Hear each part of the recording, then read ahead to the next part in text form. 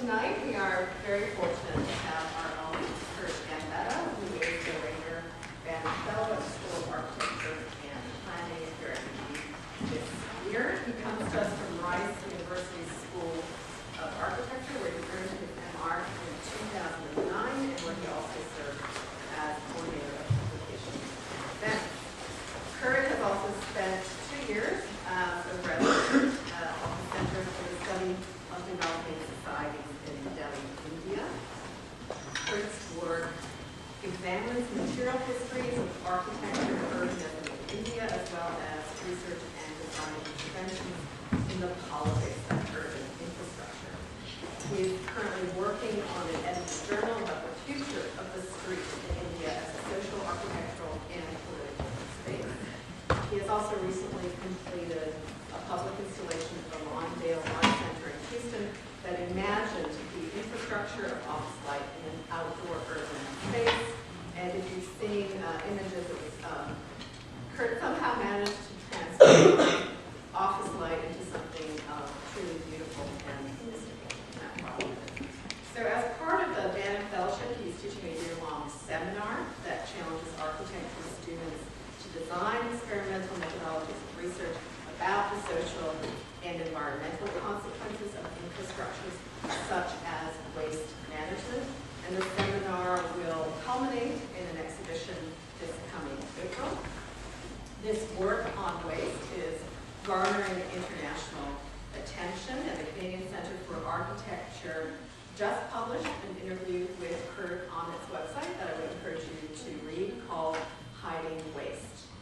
Now, in this context, Heather Roberge's question to Kurt, which was carried forward from our last lecture about the role of materials in contemporary design culture, seems particularly apt. And Kurt's lecture tonight is titled From Exodus to Attachment, Waste Infrastructure and the Architecture of Office Life. Please join me.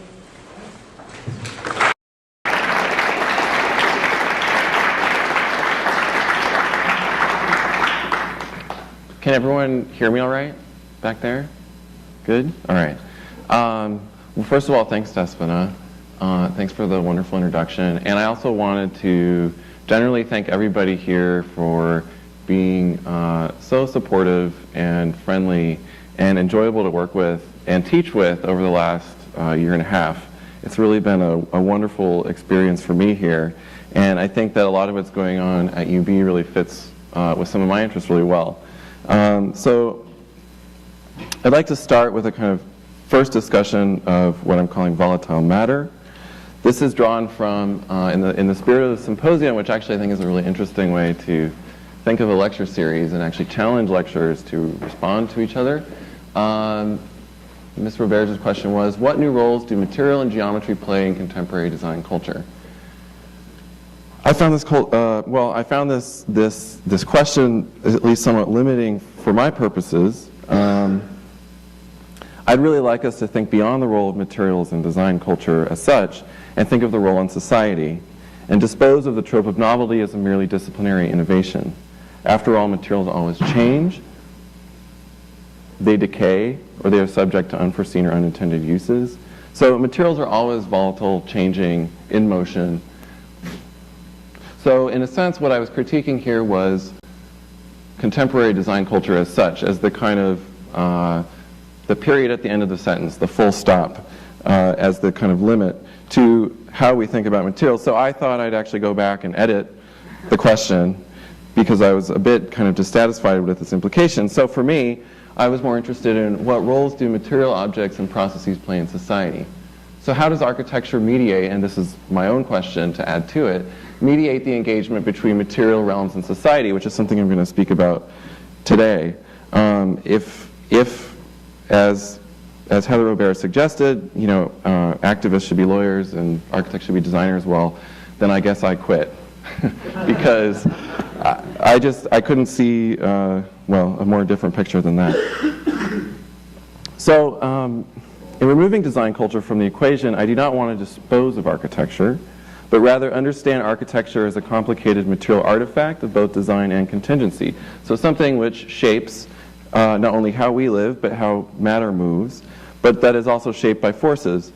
So in particular, architecture is shaped significantly by not only the unique disposition of architectural materials, say what concrete does or what timber will do, but by the material and spatial demands of material processes that architectural systems are asked to contain and accommodate. So I was actually interested in the fact that we can look, in a sense, in our backyard for an example of this. The archive is readily available, and I'm sure in Greg's course, some of you have looked at buildings like this. So in his discussion of the daylight factory, Rainer Banham notes a close relationship between transport and architectural space and form. Together with the grain elevators, each in their own way part of the DNA of our school, buildings such as the Buffalo Weaving Company, built in 1896, which is pictured here, comprise an architecture of movement and storage, an economics of time, location, and transport, which had significant architectural consequences. So Banham writes of the weaving factory, looking along the more than quarter-mile sequence of contiguous buildings occupied by Buffalo Weaving and built over a period of less than 15 years, one could see exactly what rigorous rationalization could do to the industrial building in an era of improved horizontal transportation. So there's a direct relationship, of course, in some ways celebrated by modernist architects who appropriated some of this work, between the kind of horizontality of transportation and the kind of rationalization of space and construction. So ultimately, he says it would kill off the multi-story type with its cranes and hoisting elevators. So we're not just talking about transport, we're also talking about machinery, and replace it with a single-story workshed where everything moved horizontally from truck dock to truck dock. So standing apart from its multi-story peers, such as the Daylight Factory, which we see all around us in the city, the horizontality and spatial DNA of the building accommodated and interacted with a particular relationship of commodities, labor, machinery, and architectural enclosure. Another more contemporary example of this in a kind of broader and expanded field of design, of this kind of relationship between enclosure and infrastructures of movement, is the Panamax ship, which the anthropologist Ashley Karst has situated within the larger social and political landscape of the Panama Canal Zone. So responding to Karst's work, the anthropologist Elizabeth Povinelli, I think, gives us a nice summary of really what's at stake here in terms of the kind of materiality of both the ship, the canal, the region, as well as the economies that move through it. So to see what is at stake here, we must first take seriously the materiality of the earth, is one, and assume that moving goods across continents through waterways is not an abstract idea, but a history of material fabrication. Various routes exist or have been built to allow ships to minimize transport costs and maximize profit. Over time, in an effort to maximize profit, companies designed what came to be called a Panamax ship. Transport vessels that occupied every meter of the canal's lock system and container boxes that could be stacked tightly side by side. So in a sense, the vessel is really pushed to the limit in terms of what it can contain. So why would this matter to anthropology? It would matter to anthropology. What matters to anthropology in this context is the degree of interaction between the social and material world, and the way in which infrastructures of circulation shape so many aspects of material and social worlds that are common to our daily experience. So Povinelli argues here, things do not simply move. They shape physical and social environments as they move through them, and are in turn shaped by the spaces that admit them.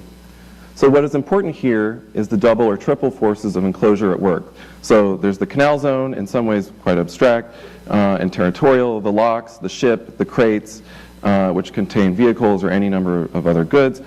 So everything from political to material enclosures interact to facilitate movement. And I think perhaps what's different maybe than the way in which the kind of rationalization of construction was adopted by modernists, especially in the kind of interwar period, and prior and after, around that era,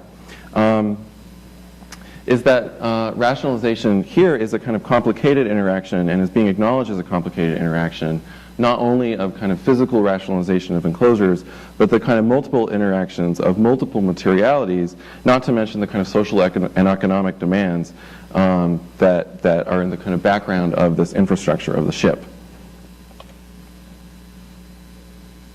So this is an image of the Panamax ship.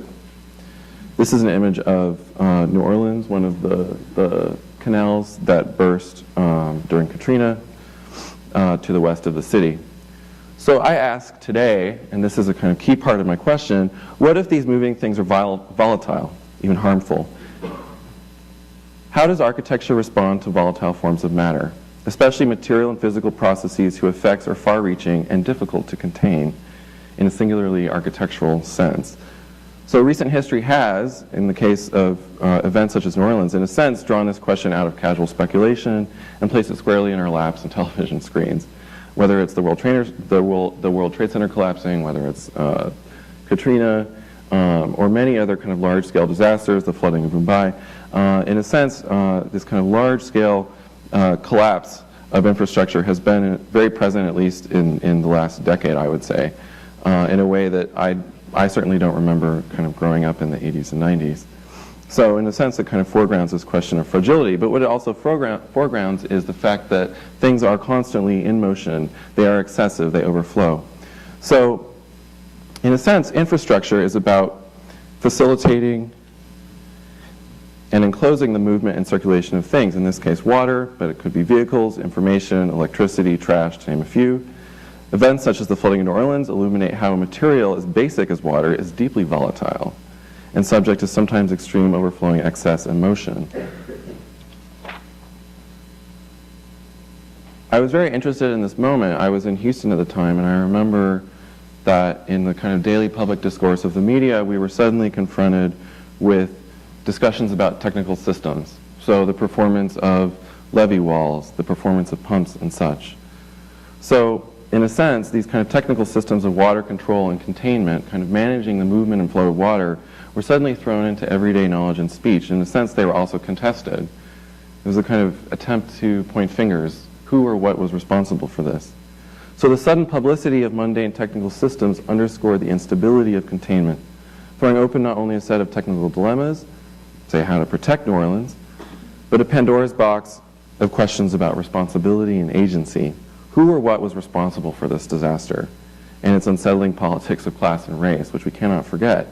The Army Corps of Engineers, the city government, the state or federal government, FEMA, the flight of capital away from the city, and its kind of secondary effects on especially kind of poverty and race in the city, levee walls, pumps, meteorology.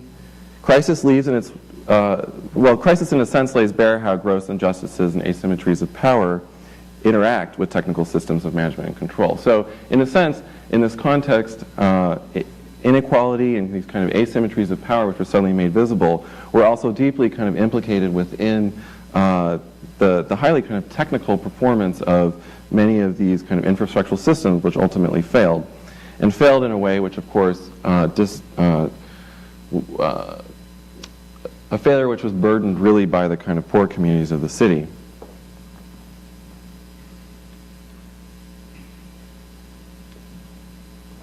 In accounting for multiple forms of agency, both human and non-human, how do we think about notions of political and social responsibility? As in the Northeast blackout of 2003, or in the case of the flooding of New Orleans, political theorist Jane Bennett uses the blackout to illustrate an idea not uncommon to contemporary social and political theory, that agency is distributed across a field of human and non-human actors, comprising an assemblage of related forces.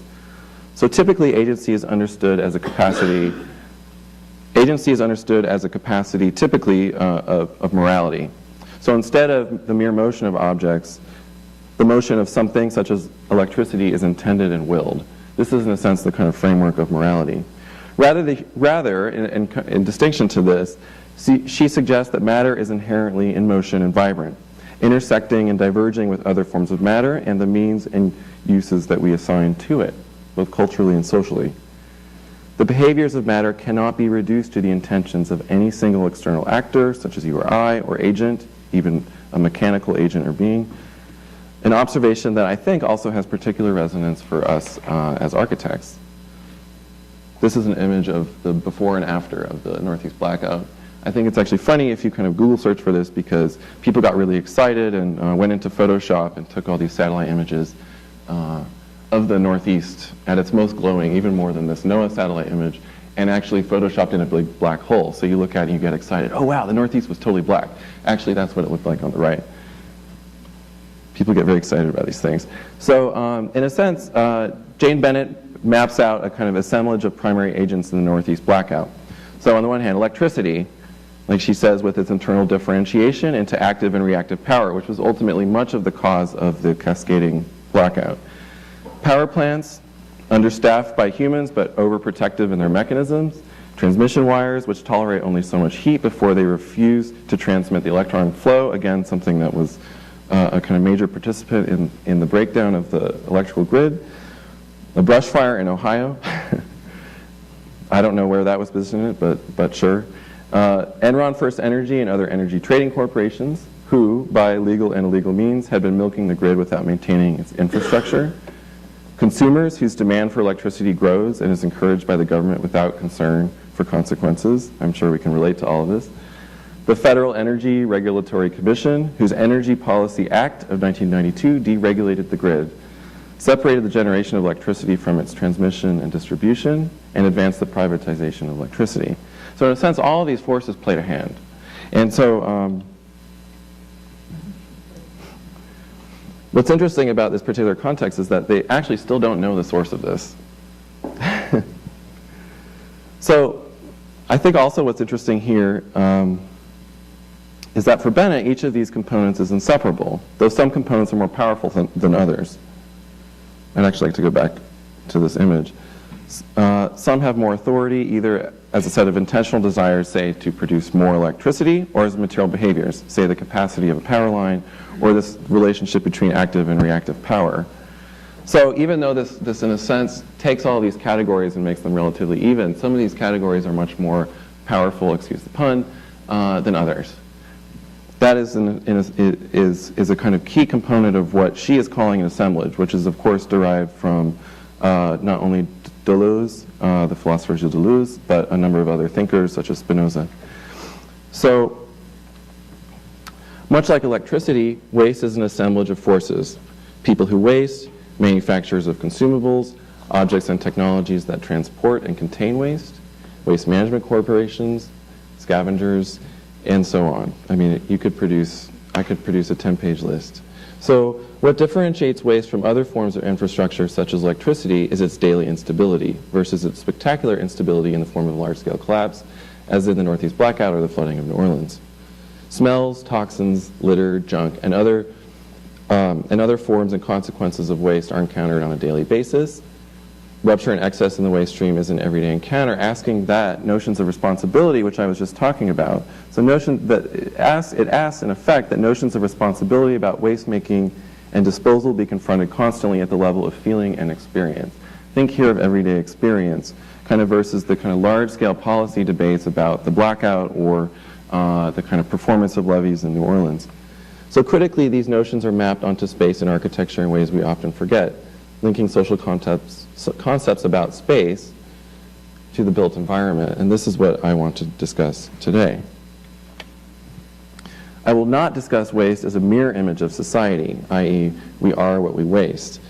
Thousands of pages of literature, ranging from exposés to earnest accounts of hitherto invisible sites of dumping, such as landfills, have effectively argued that we see ourselves in the things that we get rid of.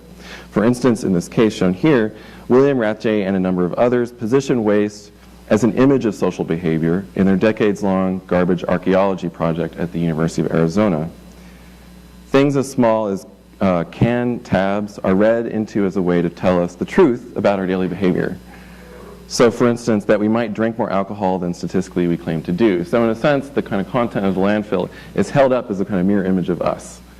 In a sense to say, you lied, right? You think this is what you do, but this is actually what the material you produce says.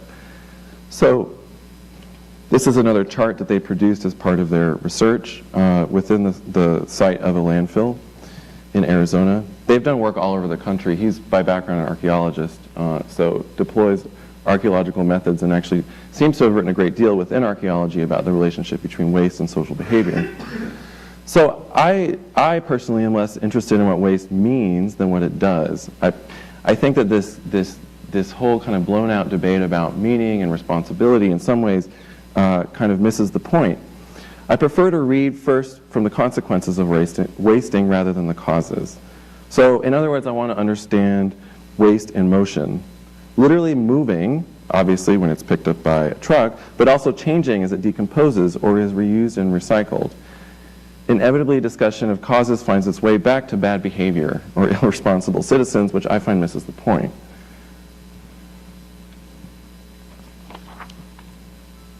So what is a public? How do we make sense of the myriad consequences of the waste stream? We all struggle with this on our daily basis. Should I recycle this? Will this object emit toxins in the landfill? Do we even have much control over what we waste? I mean, I know that I do this in my own house. Like, what is, is this really recyclable? What will happen to it if I send it to the Metropolis? I mean, even as somebody who knows these systems, I still have many of these questions. So identifying agency and responsibility in the context of the waste stream is no easier a task than identifying the source of the Northeast blackout, which is, as I said, some degree still an open question. It is rife with information ranging from the technical to the sensational. And by the sensational, I mean both the kind of sensational imagery of the news media, but also that which we feel. So much technical information about the waste stream is anyways inaccessible and technocratic.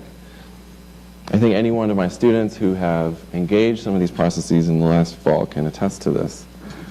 Waste is simultaneously overrepresented and concealed. And just too complicated for a person such as myself, or any, I think, of you as individual actors, to fully understand and comprehend it in all its aspects. So this is an image I actually love the kind of grid of Google image search, but it gives you a sense of, I mean, this goes on for, how many hundreds of pages, but in a sense, the sheer proliferation of information about waste, which is directly tied to notions of responsibility. Does anyone know who this is? Well, you have a clue. Yes, you say yes. All right, so I'll get to it. But complexity of issues and information is not a hindrance to either comprehension or political contestation, I would argue today.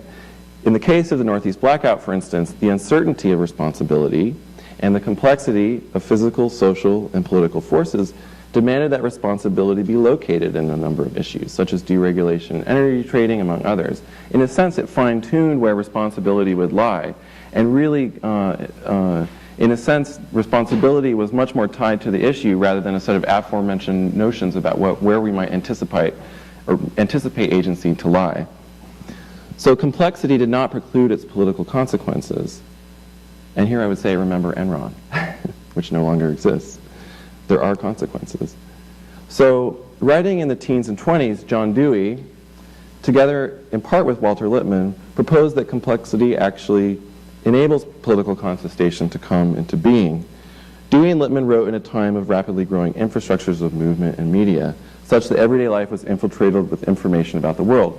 This is John Dewey saying, yes, we can. So this is a problem that I feel should resonate with us today. Think of how tweets, blogs, and other forms of ubiquitous information are part and parcel of daily life. I actually still find it really stunning how much we are enmeshed in these kind of daily infrastructures of information. People commit Facebook suicide, some of you in the audience I know, in order to extract themselves from a burden of information that we cannot even begin to fully digest as individuals. I've recently found Facebook totally overwhelming. Against a not dissimilar landscape of media, Dewey and Lippmann suggest that politics turns around interest and attention. In The Public and Its Problems, Dewey argues that we make a critical mistake in vilifying interest. And I think this is a really key point. So think of contemporary debates about self-interest, interest groups, and selfishness, all of which should resonate in any kind of discussion of waste. So Dewey proposes a deceptively simple formulation of public life. The essence of the consequences which call a public into being is the fact that they expand beyond those directly engaged in producing them. That's it. So in other words, publics come into being around the unintended consequences of action in the world. And here I want us to think back to Bennett's discussion of the blackout. For Dewey, this is fundamentally a problem of interest and competence. As Lippmann and Dewey suggest, we are not omnicompetent as individuals, especially in a world saturated by information. We cannot know and be competent in every issue that crosses our path on a daily basis. I think of the anxiety of my own parents when they watch the nightly news. and thinking, my God, like, I mean, my dad just turns it off because he can't even, as somebody who formerly taught history, he feels totally saturated information and yet totally disengaged because there's so much of it. So we engage with things that ultimately in this kind of saturated landscape, we engage with things that matter to us and affect us, and the political body of the public comes into being around issues that affect people, and we can add here, I would argue, things, such as in this case, the unintended consequences which emanate from a landfill. Simply put, no issue, no public.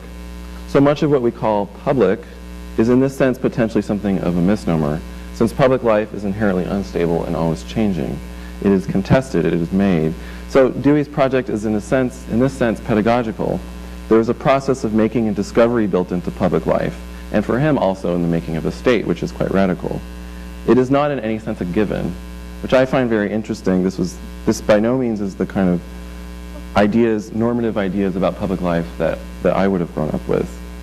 Public life is in a sense something a priori and given, something that you enter into. So nor is it, in this respect, confined around preordained spaces of exchange, as I was just saying. Issues bring about spaces of exchange and social friction whose boundaries are drawn around their consequences. Public space as such is inherently mobile and falls around matters of concern. For instance, who might a public of the Pacific garbage patch be? And through what spatial means is the public of this phenomenon constituted? Who might it affect? And where do we draw boundaries around an issue this fluid and deeply entangled in a global economy of consumption and transport, not to mention the actual kind of dynamic workings of ocean currents? So Dewey does not devote much time to space as such, but I do think we can extend the argument to a series of spatial consequences. In the broader history of the public sphere, public life is not just about discourse and speech, but is fundamentally about space, in both the physical and virtual sense. Jürgen Habermas, for instance, a well-known example, traces the emergence of the bourgeois public sphere as a collective body apart from the state, a space of discourse and sociality that emerges out of the private sphere of the market. So responses to Habermas critique not only his particular history, but its application across different contexts, arguing that in fact, many histories of bourgeois public life gloss over the exclusionary aspect of spaces, such as the street or the coffee house, which are part of their history, or gloss over their co-option by the state. It is a difficult history to condense when taken globally.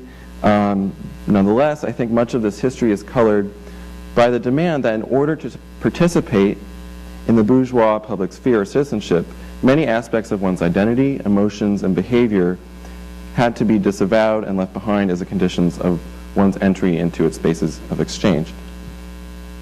This is an image from Bangalore, where I live and work when I'm not here. So the historian Harold Ma, responding to Habermas, argues that this idea of the public sphere spatializes notions of entry and exit. In a sense, it's the idea that the public is something that one can enter and leave at will, and which requires certain codes of behavior and class for one to enter into it. So public space functions something like a container for public life. Design it and they will come. I think even growing up in Florida and seeing a kind of rapid urban proliferation in the late 80s and 1990s, I saw this. The construction constantly of public spaces which had no people in them. Because they are in a sense a kind of pre-given container in which we are supposed to enter into, not something that in a kind of Deweyan fashion that we constantly construct. So rather than rely on a Habermasian notion of rational critical debate, which is a kind of major artifact of his history of the public sphere, an issue-oriented model of public life proposes that emotion, conflict, and affect is not a hindrance to the making of public interest, that to feel and be affected is a constitutive feature of political life. I think of the State of the Union address where one of the representatives yelled to Obama, "You lie," during the healthcare debate. And what a controversy that was. I found it so hilarious, having come from India, where being at public meetings and having people screaming at each other all the time, that this like minor infraction was a public controversy. But in a sense, to enter into that space of public exchange, there are certain norms and standards of behavior that one must ascribe to, particularly about one's emotions, but one can say in the broader context of citizenship, many aspects of one's class, race, gender, and such.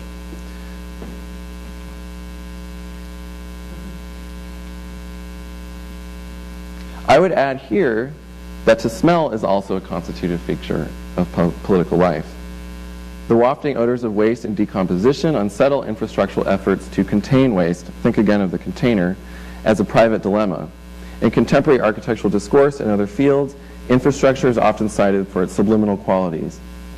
Modern waste management is no exception, especially in the United States, working to disappear waste as efficiently as possible, removing the sight and smell of wasted matter to urban peripheries. And even here in the urban periphery of Houston, the landfill has in a sense set up a kind of battle line of perfume spray, which well, according to them actually kind of deodorizes the smells that are emitted from the landfill, but frankly smells utterly horrible. The kind of worst cheap perfume you could imagine.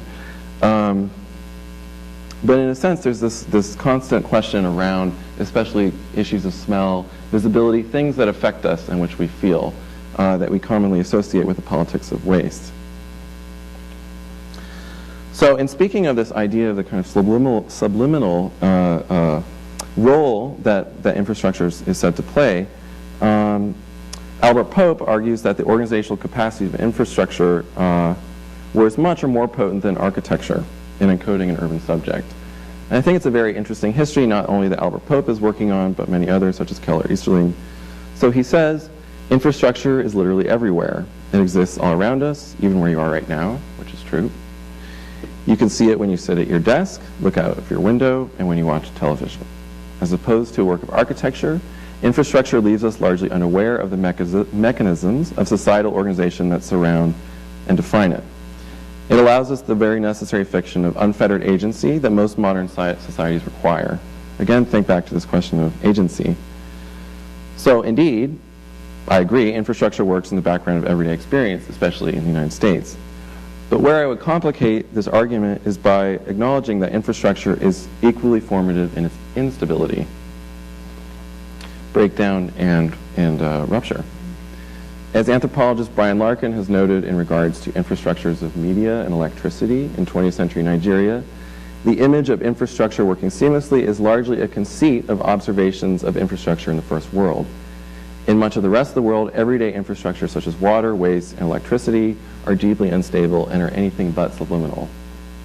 For instance, when I was staying with friends in Delhi this summer, I arrive at 2 in the morning and my friend texts me that both the water and power are gone. So I would argue in contexts like that actually infrastructure is incredibly tenuous and fragile. And it's not only that fact, but the fact that we are conscious of it. This is an image of the Naples garbage strike, which obtained a lot of media attention. So in regards to waste, rupture is a daily occurrence. Though waste has disappeared relatively effectively in the United States, populations that live near landfills and toxic dump sites will tell a different story. So in this respect, it is no coincidence that struggles over dumping sites have historically also unduly burdened the poor and minority communities in the United States, which is something we always have to remember. Waste infrastructure is fragile and weak, as I was just saying, subject to sudden changes in geology, weather, and society, such as garbage strikes make clear, whether it's in Naples, New York City, and so forth. It cannot be circumscribed as a first versus third world dilemma, I'm arguing here, even though its consequences play out very differently in these contexts. Much like road, street, and transport networks, this is an image of a garbologist, a self-proclaimed garbologist, A.J. Weberman, who published a few books about the kind of insights that he would gain from looking through garbage. In particular, he focused on celebrities, in this case Bob Dylan, and wrote a book called Dylanology, based on all of the song lyrics that he found in the trash. So in a sense, extracting a kind of image of a life from the trash. But what's interesting in this case is, where are these kind of boundaries drawn, right? Where is rupture allowed to occur in something as simple as a kind of garbage can or a garbage bag? Should Bob Dylan sue him for invasion of privacy? These are very complicated issues. So much like road, street, and transport networks, which Keller Easterling and Albert Pope have written about, as I was just saying, I'm interested in how we can read into infrastructure not only a history of a modern urban subject and questions of subjectivity, but for the purposes of the discussion today, a history of ideas about common space and public life. Sanitary infrastructure, and its later manifestation as waste management, comprises an important and often unacknowledged history of architectural modernity. Sanitation emerged in the 19th century in parallel to rapid industrialization and urbanization that was experienced in the West and in much of the colonized world. And again, I'd like to point out the simultaneity that we often forget.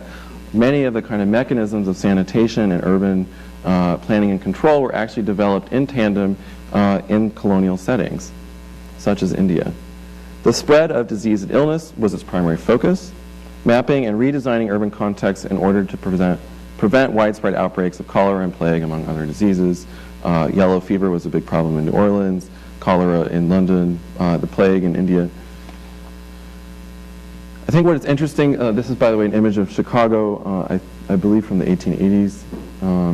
What is interesting for our purposes was that the evaluation of the consequences of waste in this period was largely through aesthetic concerns and now debunked theories of miasma that relied largely on the affective qualities of waste. Again, what is felt and experienced.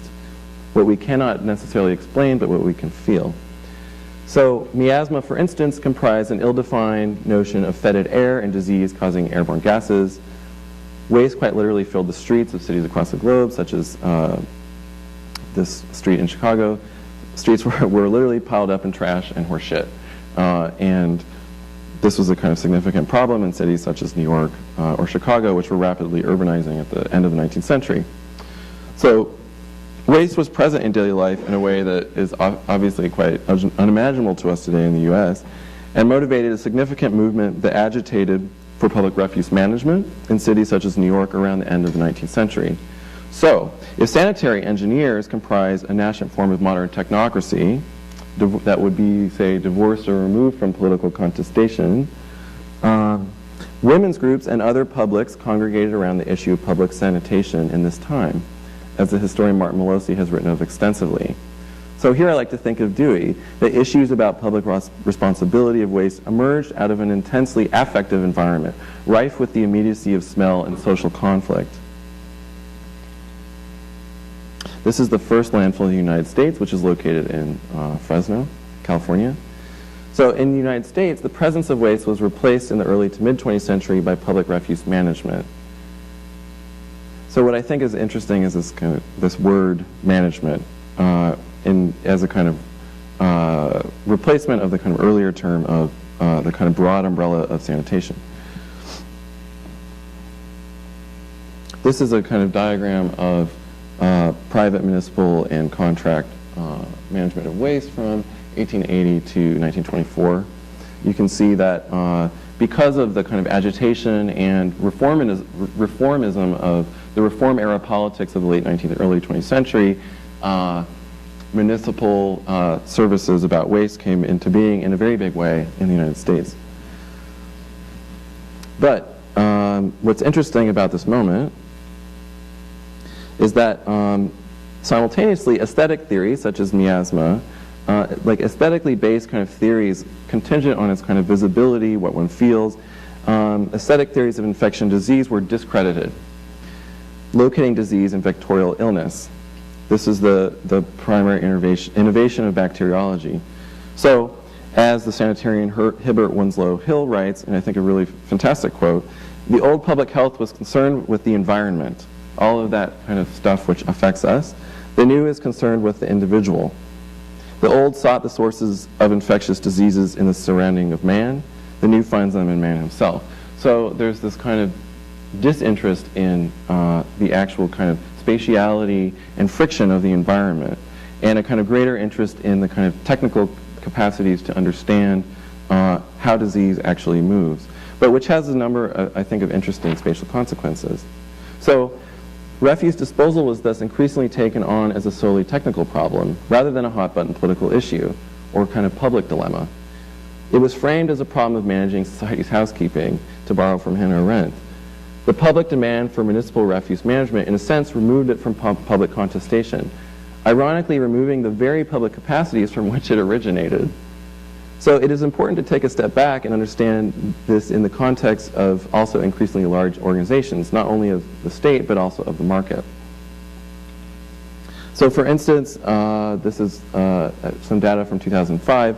but basically just to show that 3 corporations own a fairly significant degree of waste infrastructure in the United States.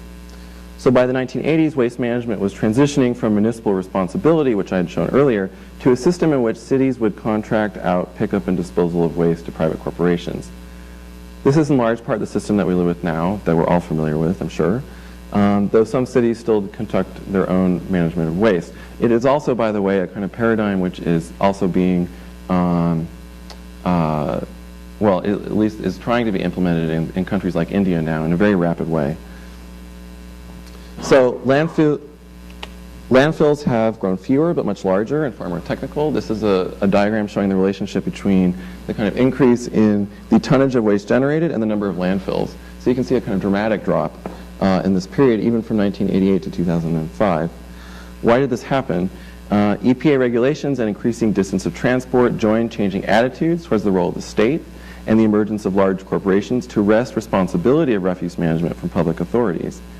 Regulation and transport were deemed too costly for cities to handle alone, though one cannot discount these kind of larger shifts in economy and governments also as motivating factors. I mean, think of all these kind of debates now about the kind of role of government that is taking place, right? The role of government in our lives and in society. In many ways, this is in the kind of background of this shift that takes place in waste management. So the experience of sanitation and waste management is thus also a history of public and private responsibility, a complicated intersection of changes in the content of waste. Of course, I haven't talked about that much, but by this period, the content of waste has also changed dramatically from the late 19th century. In the late 19th century, much of the waste in New York City was actually recycled and reused. Much of that waste now could not be recycled and reused, also because of its material content. But also a kind of intersection of these issues with levels of consumption, policy, regulation, and attitudes towards the role of the state. All of these things are kind of congregating around the issue of waste. Where's the architecture? Well, here it is. All right. So norms and forms of managing waste paralleled and overlapped with urban and architectural responses to sanitation and waste. And I'd like to draw this kind of close and I'd say kind of related set of histories. So dilemmas of management, control, and politicization were inscribed, I would argue, into architectural and urban planning in many ways, operating in the background of efforts to both segregate and collapse the affective, biological, and social consequences of waste that I've been talking about. Urban reform in the late 19th century sense shaped a number of critical ideas about architecture and urban space, for instance. For one, sanitary practice and its larger imagination sought to decongest cities, over time conversing with ideas about planning that sought to distinguish work from residence, among other distinctions of zoning that we now live with as a kind of typical format for the planning of cities, though not everywhere. It was also demanded in this period that light, ventilation, and the impermeability of architectural materials be introduced to building standards and specifications, so an effort to combat dampness and fetid air. So it's both a kind of a doubly kind of spatial and material set of demands that are made by sanitation on architecture. For instance, we cannot think about the kind of introduction of and sheer proliferation of concrete without thinking about its alliance with this interest in controlling dampness and producing the house, for instance, and the apartment as a space of kind of very tight enclosure, which would not be subject to rain, dampness, as well as these kind of questions of ventilation. This is an image of from Towards the New Architecture of Corbussier's kind of proposition for towns built on piles. So these, what I just described was kind of merely a few aspects, by the way, of the myriad ways in which sanitary reformers shape the everyday aspects of the built environment. I think the kind of larger history is very interesting, and I encourage everyone, if you're not familiar with it, to look into it. I find it very enlightening. Vanguard modernism in the early 20th century struck its own relationship with sanitary principles, as when Le Corbusier imagined cities on piles, suggesting that architecture evacuate the ground plane. Indoctrinated in the contemporary work of architects such as Rem Koolhaas, the effort to lift architecture from the ground was in large part an effort to remove it and its support infrastructure, both in tandem, from the dampness and the decomposition of the earth. Modernist notions of cleansing the gaze and attitudes towards whiteness and color also emerge in part from the influence of sanitary thinking as Mark Wigley and others have written of.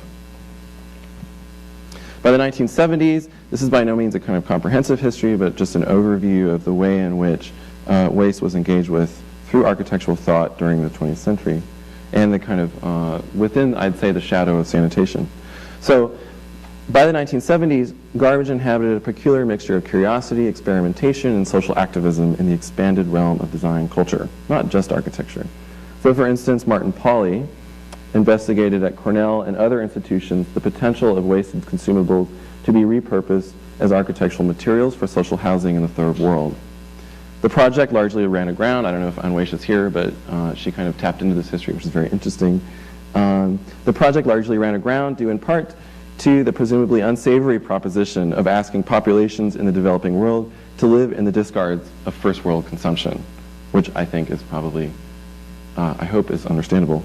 So nonetheless, I think it's important to foreground the desire to reaffiliate and politicize economies of waste and consumption by making waste physically present, returning it to the space of everyday experience via its use as architectural material.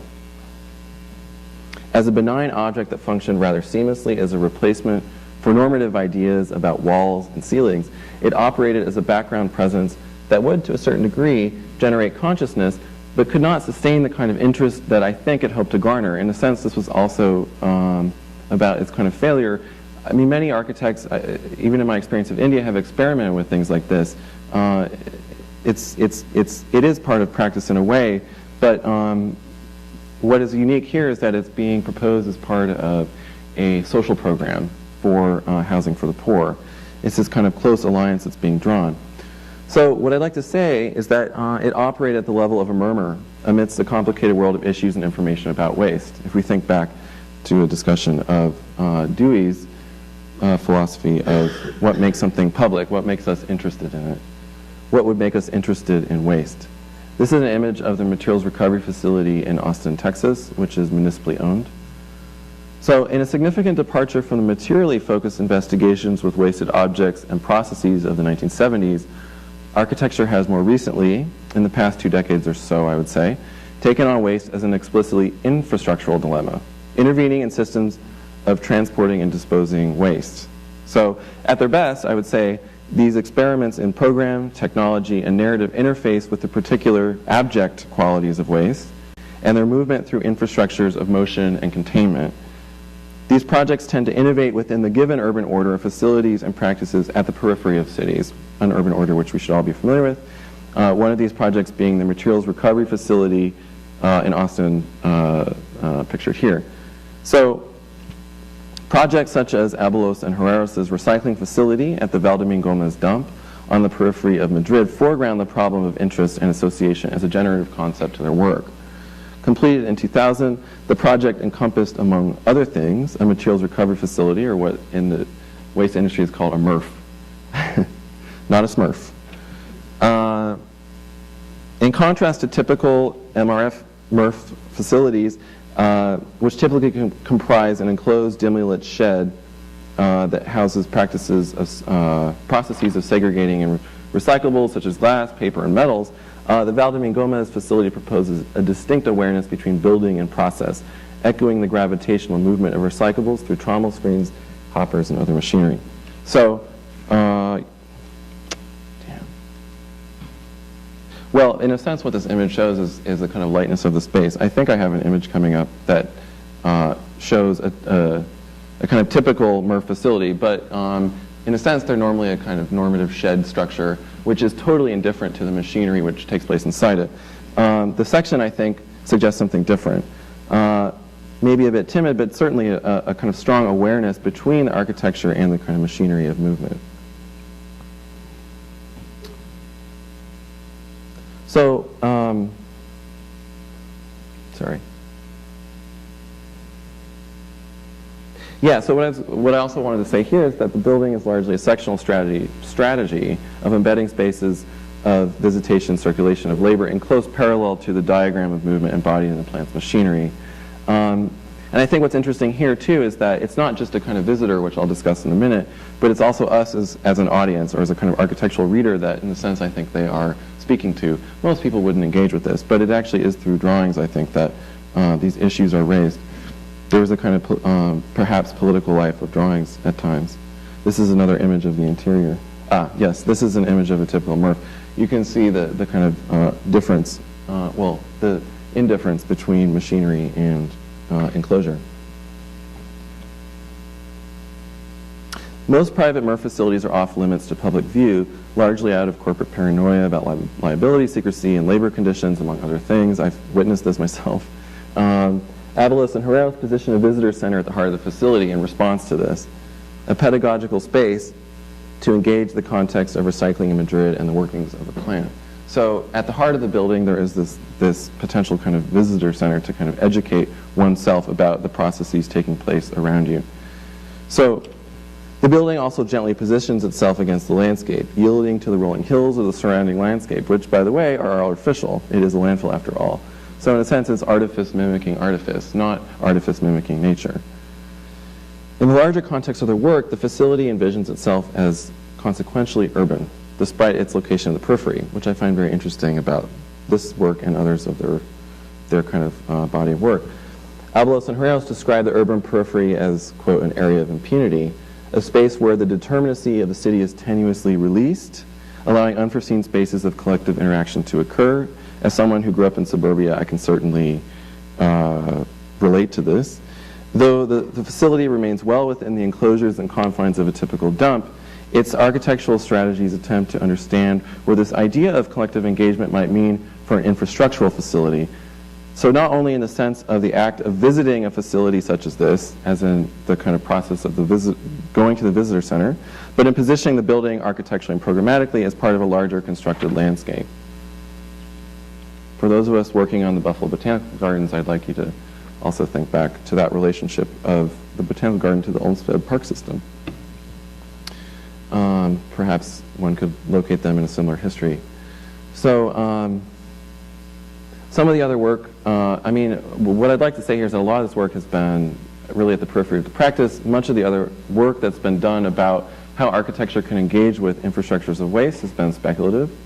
So work by Mira Engler here, which is largely actually wholly speculative, on sites such as the Hiria landfill outside of Tel Aviv, propose a more interactive relationship with processes that seem on the surface to be benign. So when we see a kind of landfill form, we forget that there is a whole kind of almost organism going on inside of kind of active decomposition, the production of gases, toxins, and such. As part of an international competition in 1999, there was other interesting entries by who's the 70-year-old artist architect, bald, who was here last year, Vito Conchi. I don't know why I'm pointing at you, Hadas. So as part of an international competition, he also did a kind of interesting entry, which I think could also be critiqued in interesting ways. Engler proposes a series of interventions that reconfigure processes of digestion and decomposition as acts of witnessing. So again, this kind of stress on a kind of act of witnessing again, but in a very different way than garbage architecture. So, for instance, she talks about what she calls an archive of subconscious depositories, where new interest groups of waste, such as a waste archivist, will congregate to study and organize waste of matter. So in a sense, it's not just a kind of formal architectural proposal, it's also imagining new users as a way to kind of engage these spaces. So my question today is, what might collective engagement with waste infrastructure look like if brought back to daily life, away from the periphery? How might the affective qualities of moving and disposing of waste be engaged with and lived with? In thinking through a politics of interest, where, especially in the United States and much of Europe, the consequences of waste production are rendered out of sight and out of mind, I propose that a renewed consciousness of waste be framed as a spatial dilemma that infiltrates everyday life.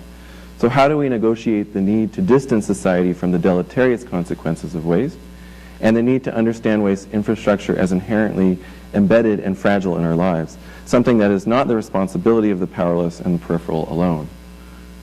So the idea is slowly, albeit glacially, being experimented with in studies by municipalities, as well as early architectural precedents, such as the Abelos and Herreros facility. not the one that I showed you, but another facility in Barcelona. Dow Jones Architects, in collaboration with Arup and the Greater London Authority, proposed, and this is an image of one of the proposals, citing waste processing facilities in the urban fabric of London in a study that was done in 2008. Architecture here remains entirely schematic, though was deliberately designed to balance an iconicity of waste facilities with a desire to phenomenologically fade into the background of urban life, as though they can remain silent, as though they can remain a kind of silent and soft presence in the city. The sound and smells of garbage trucks and disposal are intended to be mitigated by the design proposals, but as I hope to have shown today, waste will always exceed these kind of efforts to contain it. So this is the kind of presence that they're imagining these facilities would have in the city, something which looks like a kind of Corten housing, which would, I think, well, would house Design 4, but I think that's actually a materials recovery facility or a transfer station. This is a kind of diagram that they did to describe the kind of the kind of basic iconicity of these things against the scale of what are otherwise icons in the kind of landscape of London. So in my own design speculation, I investigate how architecture might mediate our contact with infrastructures of waste processing and removal. So in a series of projects that I'm going to show now about trash and sewage, I propose a series of productive ruptures within common aspects of the waste stream, understanding how processes of moving, decomposing, and storing waste invite interaction and experience. How might the affective qualities of witnessing, activating, and wasting generate spaces of common experience, play, and interest? So as part of a project I did as part of my master's thesis in 2009, I explored 3 different interventions into different moments within the kind of technology of the waste stream.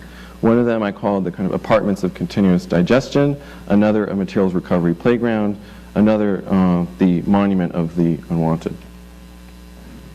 The materials recovery playground, whoa, that really is cut off. Basically, takes processes that are part of a materials recovery facility and not only makes them visible, at times also audible, in this case where the kind of segregation of certain kinds of plastics activates these kind of sonic tubes and produces a kind of sense of wonder as one actually passes. These are entryways into the kind of larger space of the park. Or here where one can actually kind of activate baling machines by jumping on them, or balloons which were filled with methane, which I actually learned later would not work because methane is actually a very heavy gas.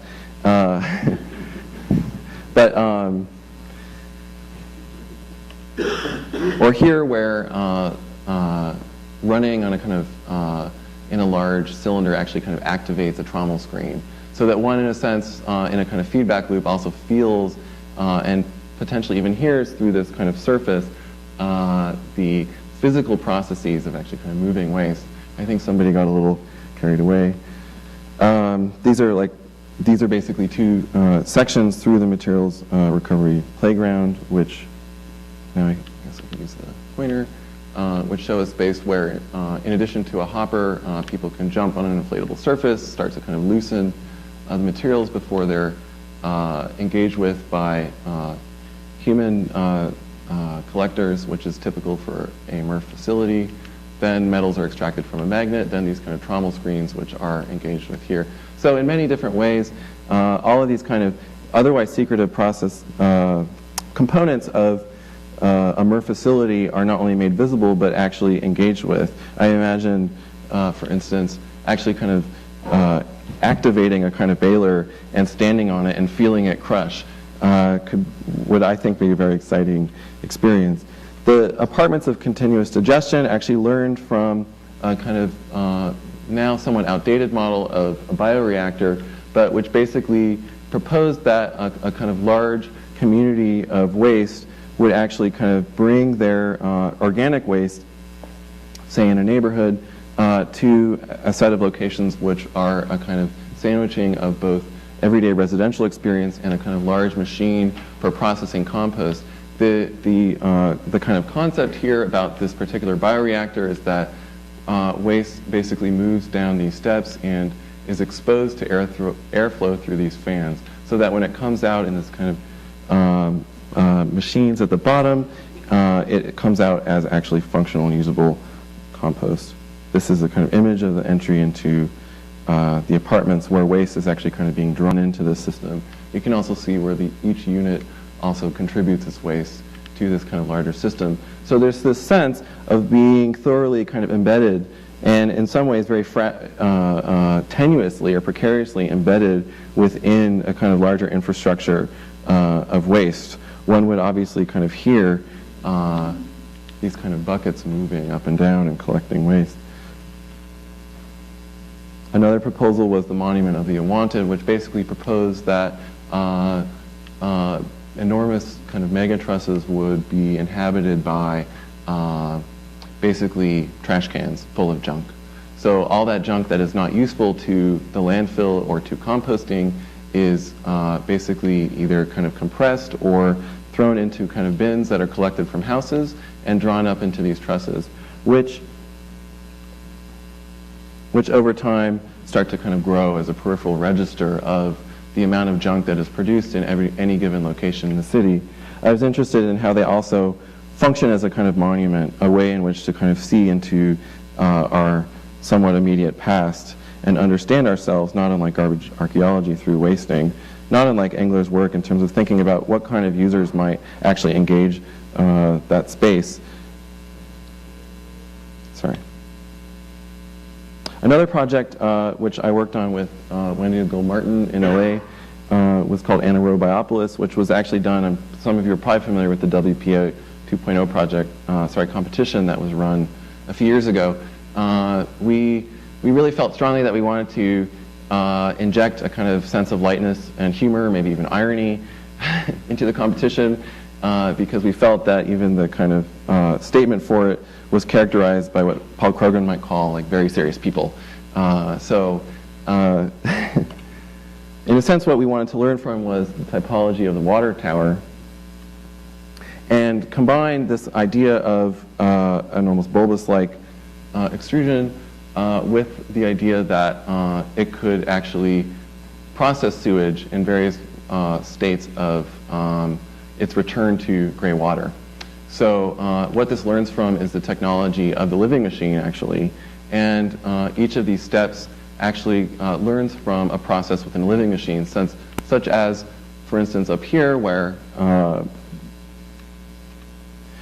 the kind of solids are broken down by Pilates and yoga in this kind of movable surface which is activated. Then kind of down to the next level where it's actually kind of continuing on its path towards gray water. Many of these kind of mangroves, which is typical of a living machine, and other aquatic plants actually start to begin to kind of purify the water. And that some of this, some of the kind of excess gases that are produced here are collected to heat a pool, which is shown here. Then kind of down to the next level, these kind of oxygen is harvested from the plants that kind of grow on the next level of the living machine, which are typically kind of marshier grasses, to kind of produce this kind of spa-like atmosphere. These are plants. So in my work at UB, I've been interested in returning to this kind of Deweyan problem of information. This is much more recent work now. Waste has, at least since the 19th century, been rendered through the lens of information.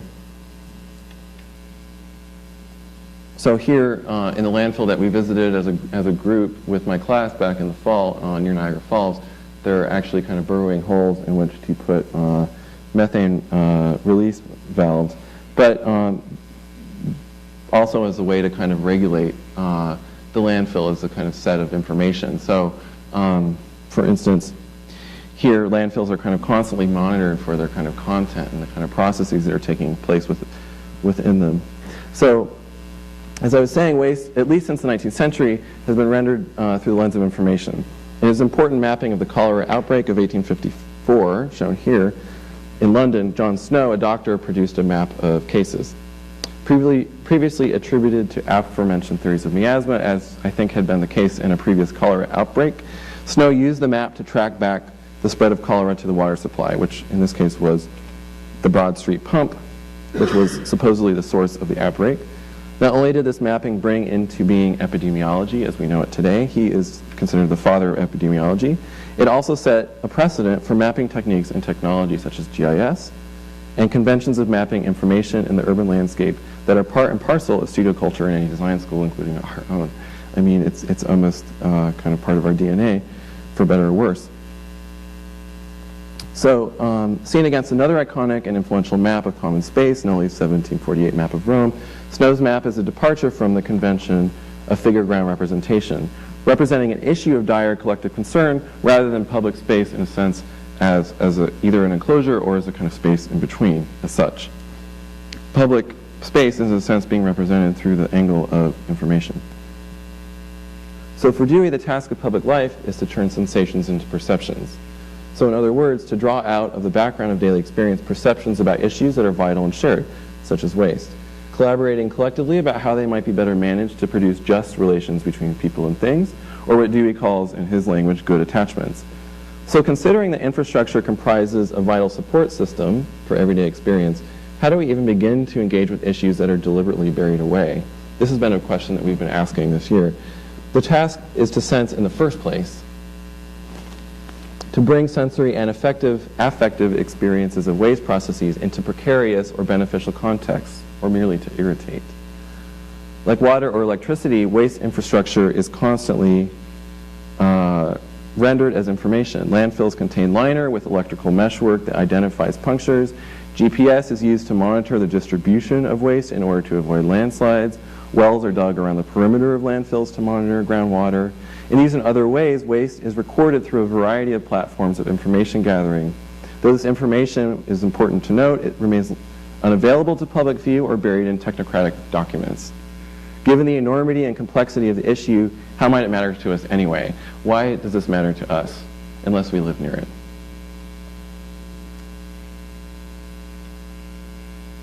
So in an attempt to approximate, well, I'll just kind of talk through a number of the projects that we worked on in the fall. I kind of set up a kind of seminar and a year-long kind of program of research about thinking through what experimental methodologies of these otherwise invisible processes might look like. So in order to do this, we turned to a series of kind of interesting cases, including this case by Merla Euclides called The Social Mirror, in which she constructs a large mirror on the side of a garbage truck.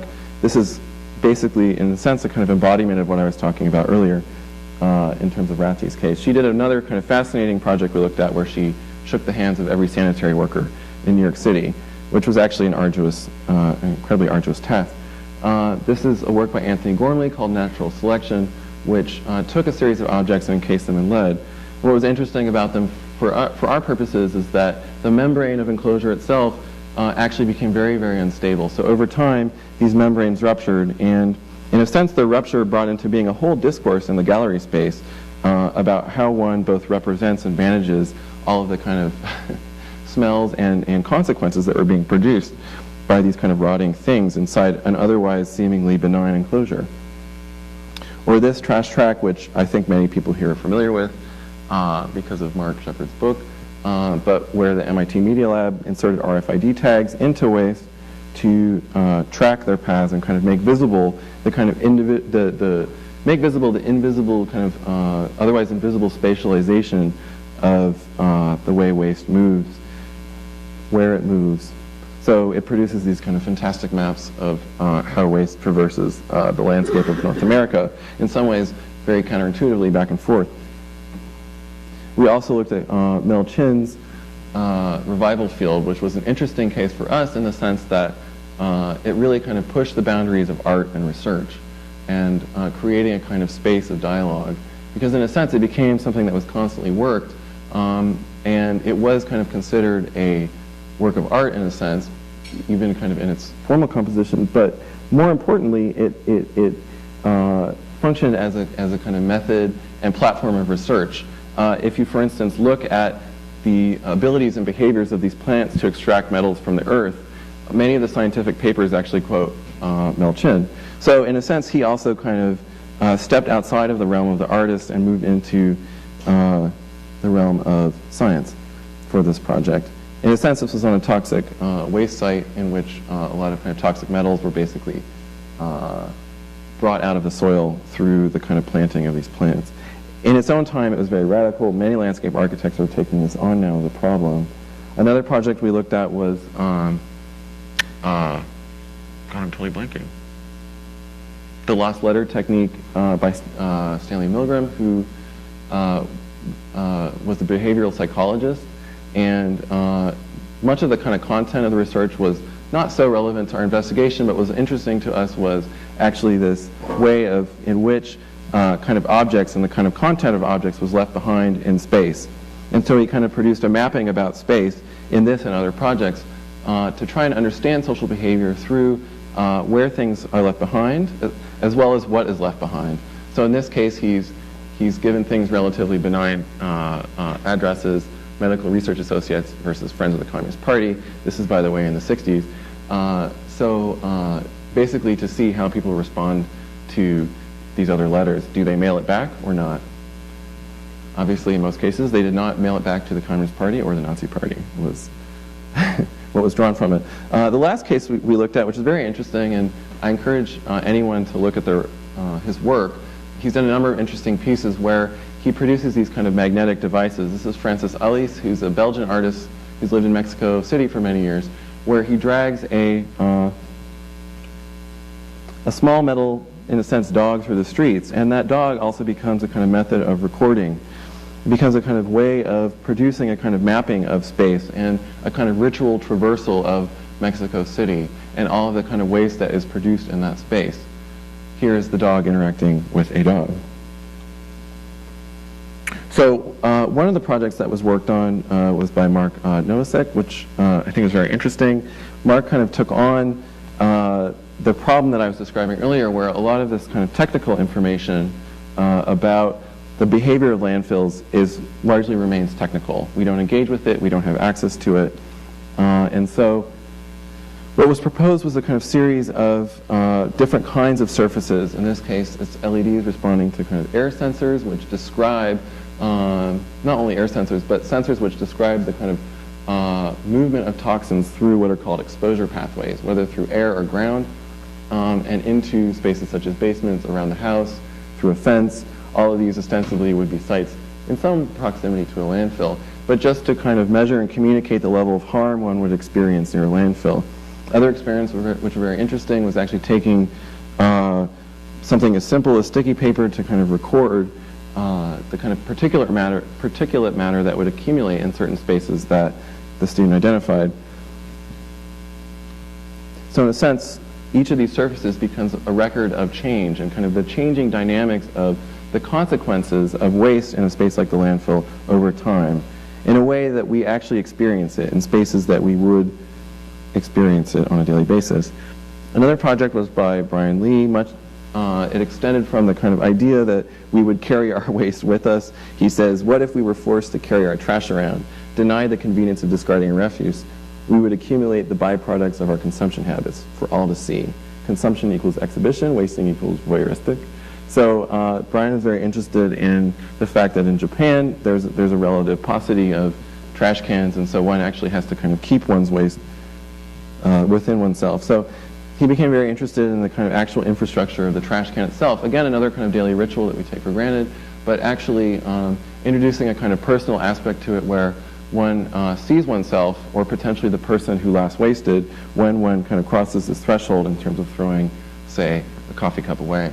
And each of these were kind of iterations which worked with different ways in which one could engage a potential kind of recording of the actual act of disposing of waste. So it's a kind of way to foreground the act itself and to, in a sense, also repersonalize it in a critical and somewhat also irritating way.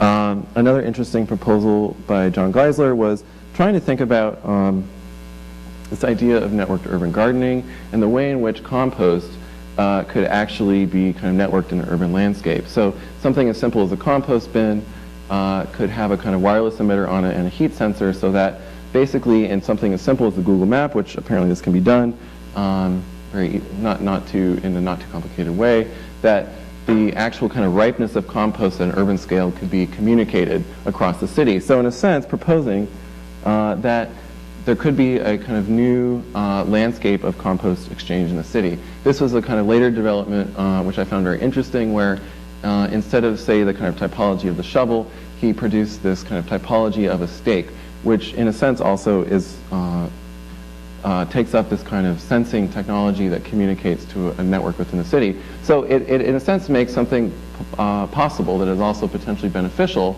and through this kind of act of making visible a very mundane process of organic decomposition of waste in a city such as Buffalo. So I just want to end here by kind of reflecting on this work, and it's something I've been thinking about a lot in working with the students. So I see some of the work that we've been doing this year as an attempt to approximate what Nortje Moraes calls an experimentalist approach to public involvement, which has both a kind of material dimension and an affective dimension, which I find very interesting. So in speaking of the Belgian philosopher Isabel Stengers, she says that Stengers emphasizes the capacities of scientists to be affected by their objects of study, which I think is actually a very interesting paradigm, that in these kind of spaces of research, one is also implicated in that research, right? One is not kind of distanced from it in a kind of purely objective mode. She proposes that the capacity to be affected by an object is crucial to political engagement. So the central question of engagement in politics is, are you capable of being affected by this issue? So why is it experimentalist? Because it proposes that not only are we affected by consequences of our research and design speculation, but we are responsible to their unintended consequences, mapping out a terrain of possibility and caution for design practices that engage with issues such as waste, especially when we talk about infrastructural issues, which is now such a kind of visible part of the kind of disciplinary discourse. So I want to end with the question for the next person to come along. How can architectural research be an act of design? What politics can it generate outside of architecture to shape new forms of public life? I think in many ways the work that we've been doing in the seminar tried to move away from the kind of traditional conventions of mapping and was encouraging students to, in a sense, also take on this role that maybe Stengers is imagining, where in the act of one's research, one also is both kind of uncomfortable and potentially affected. I mean, I suppose this is the idea of getting one's hands dirty in a very basic way, but I think it's something more than that. So with that, I'll stop. Thank you.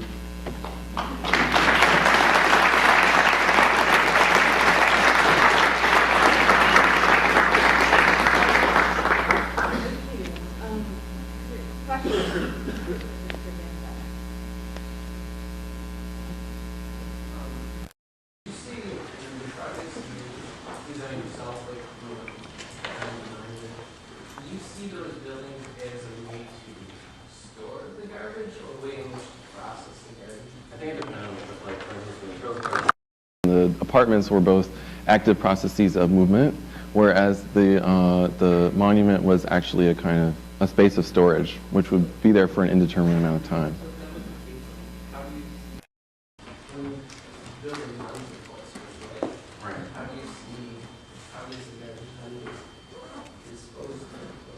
Well, it would stay. Like a landfill in an urban, like the TIS landfill in the south of the city, it would become part of the kind of landscape of the city. I mean, in a sense, it's interesting to think about if one had to kind of confront this kind of intense visibility and scale on a daily basis, what really, like, how would it, how would we be affected by it, and how would it really, I think, influence our perception of our own kind of daily habits of consumption? We live in an economy where we don't have to deal with those consequences largely, and as I said, that's largely a burden that's bared disproportionately by the poor in the U.S. and other contexts. I'm wondering, kind of, when we're looking at how can design be used as a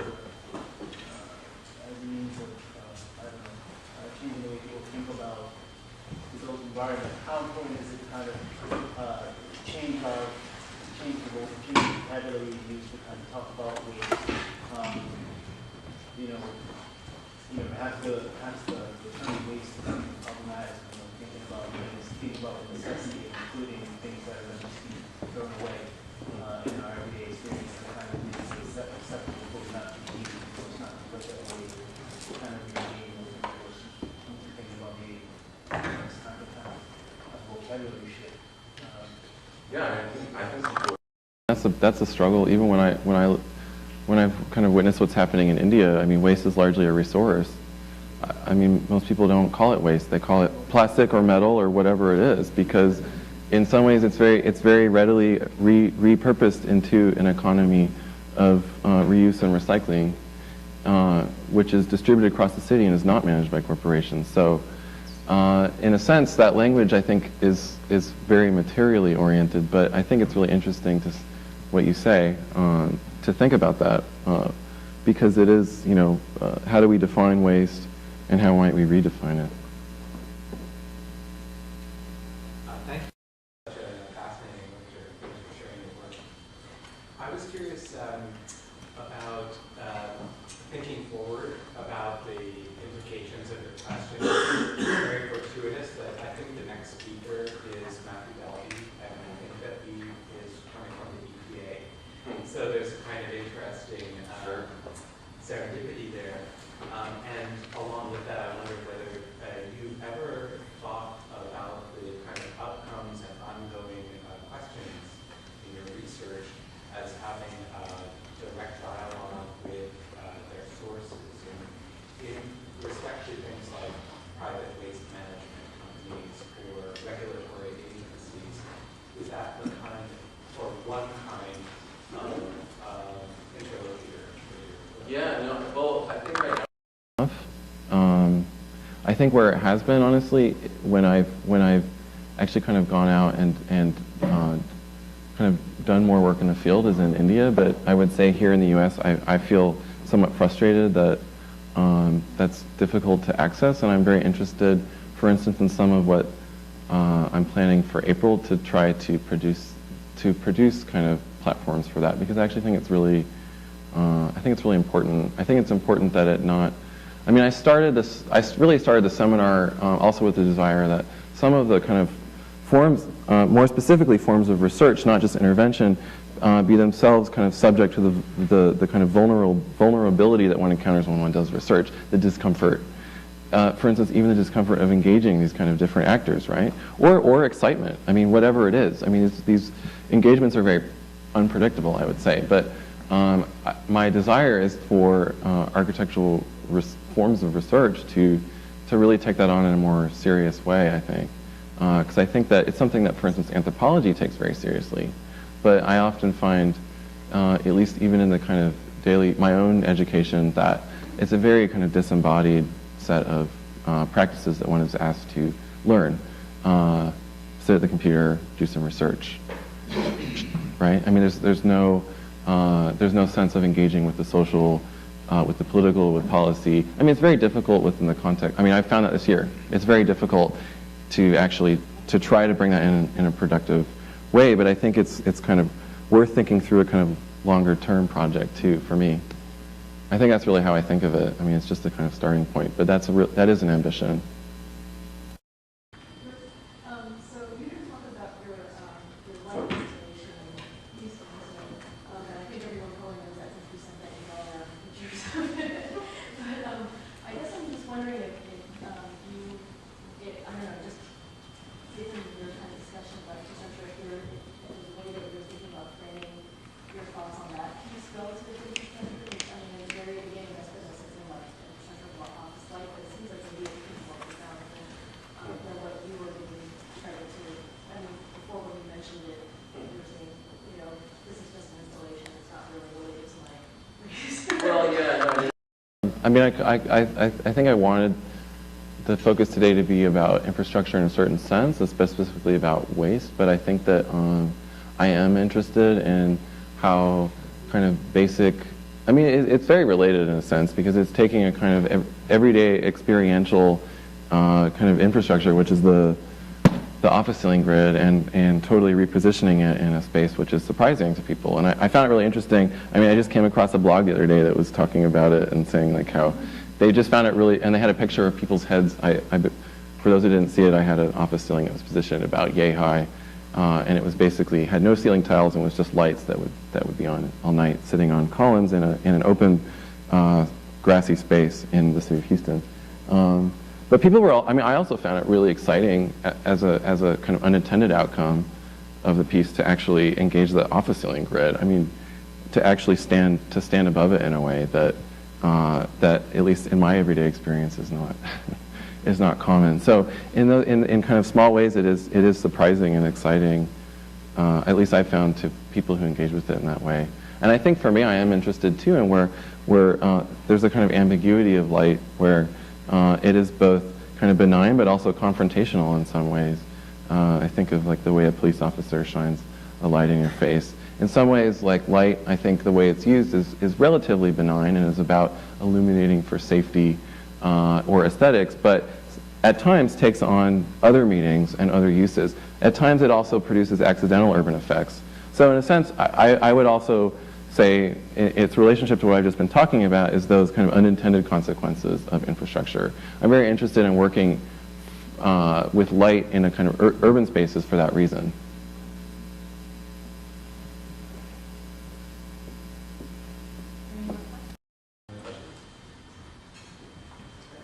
Well, thanks, guys.